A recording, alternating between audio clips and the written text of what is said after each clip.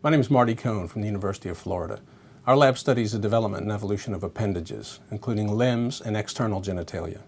Over the past 10 years, there's been considerable progress in our understanding of external genital development, at least in the mouse. And it's now become possible to apply that information to evolutionary problems. One of the most puzzling events in evolution is the reduction and loss of the phallus in birds.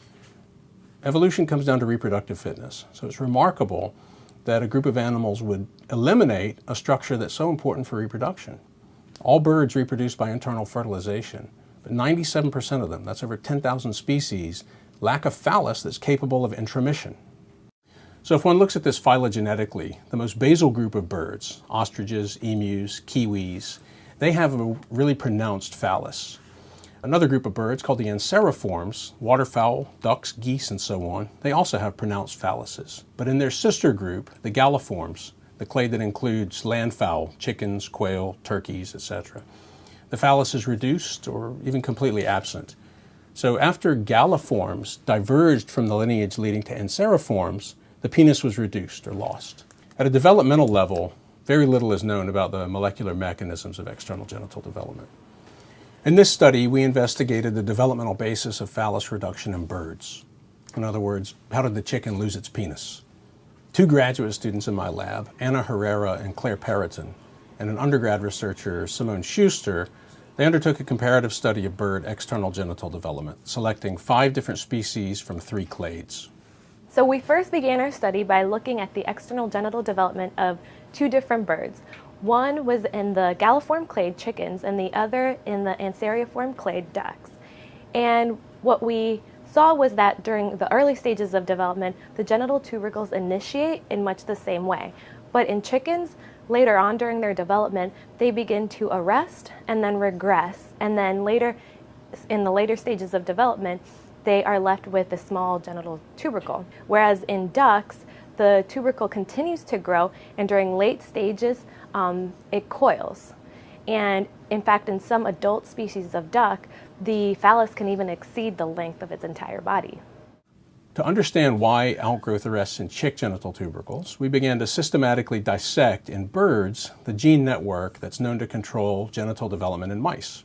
And to our surprise, each of the genes that we examined showed similar patterns of expression in chickens and ducks. In fact, when we did cell proliferation studies, we found that the cell proliferation rates are also very much the same. This led us to believe that it's not a cell proliferation issue, but rather a cell death issue. So to test this, we compared the patterns of programmed cell death in chick and duck embryos. And we found that chicks undergo a late wave of cell death in the distal region of the genital tubercle. Duck genitalia, on the other hand, have very low levels of cell death. If this distal region of cell death that we found in chickens and in quails is a feature that evolved specifically in that group of birds, then the low level of cell death that we saw in ducks and in geese should be the primitive condition.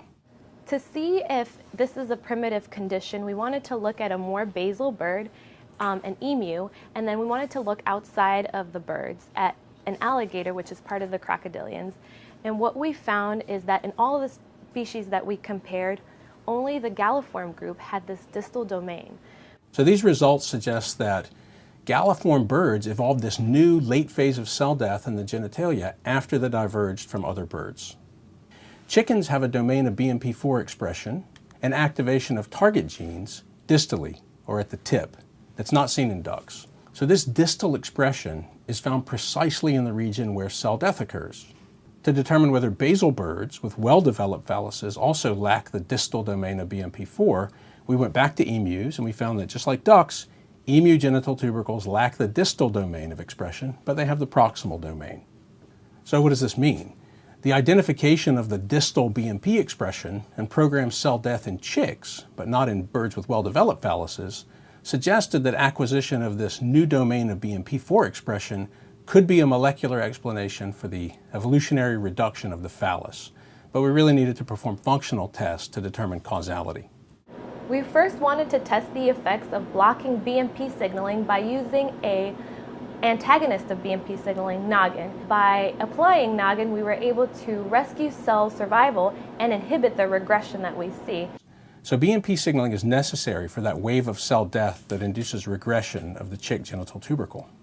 So these results suggest that after the divergence of the Anseriform and the Galliform lineages, Galliforms evolved this new domain of BMP4 expression at the distal tip of the genital tubercle. And this may have been responsible for the wave of cell death that induces regression of the phallus in that lineage.